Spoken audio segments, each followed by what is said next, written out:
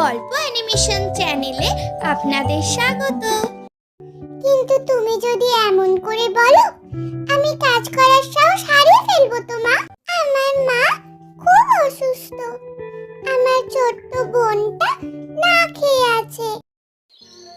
সুন্দরবনের গভীর জঙ্গলে ঝোপঝাড়ে ঘেরা ছোট্ট এক বাসায় বাস করত কুহু নামে এক টুনি পাখি। এককালে সে ছিল জঙ্গলের সবচেয়ে চঞ্চল এক টুনি পাখি, কিন্তু আজ অসুস্থতা তাকে বেঁধে ফেলেছে বাসার এক কোণায়। তার দুই মেয়ে, তারা এখনো এত ছোট যে নিজেরাই মায়ের মতো অসহায়। আর কুহু, দুনিয়া, তুই কেন এত ছোট বয়সে এত দায়িত্ব নিতে গেলি বলতো? তুই তো এখন অনেক ছোট। মা, তুমি শুধু সুস্থ হয়ে ওঠো, আমি সব করব।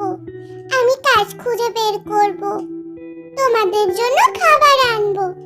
কিন্তু তুমি যদি এমন করে বলো, আমি কাজ করার সাহস হারিয়ে ফেলবো তো মা। মায়ের মুখে দুঃখের ছাপ দেখে বড় মেয়ে তুনিয়ার মনে আরও দায়িত্ববোধ জন্মালো।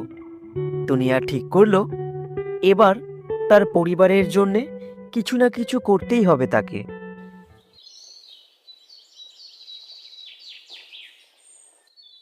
পরের দিন সকালে তুনিয়া তার ছোট ছোট ডানা মেলে বেরিয়ে পড়ল।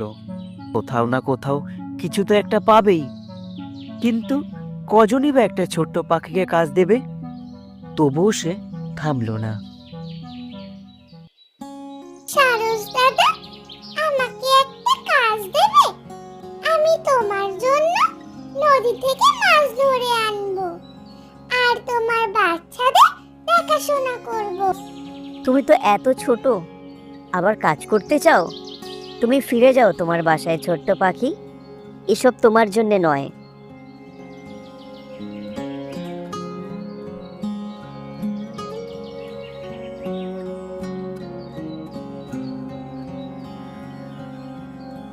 হরিণ কাকু, আমাকে কিছু কাজ দেবেন? আমি রোজ আপনার জন্য বন থেকে কচি কচি ঘাস আনবো। তুই তো নিজেই এখনো ঠিকভাবে উঠতে শিখিসনি, তাহলে কাজ করবি কিভাবে? এত বড় দায়িত্ব তোর জন্য নয় ছোট্ট পাখি, তুই বাড়ি ফিরে যা। জঙ্গলের কেউ ছোট্ট তুনিয়াকে কোনো কাজই দিতে চাইল না, কিন্তু তুনিয়া দমল না।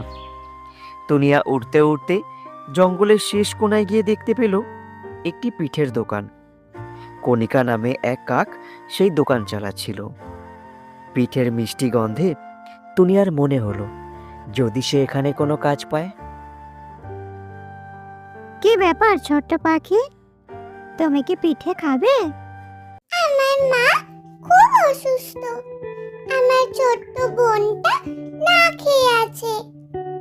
আমি যদি কাজ না পাই, তাহলে আমরা কেউ বাঁচবো না। কিন্তু তুমি তো খুব ছোট, কাজ করতে পারবে তো তুমি? তোমার ডানাগুলো তো দেখছি এখনো ভালোভাবে শক্তই হয়নি।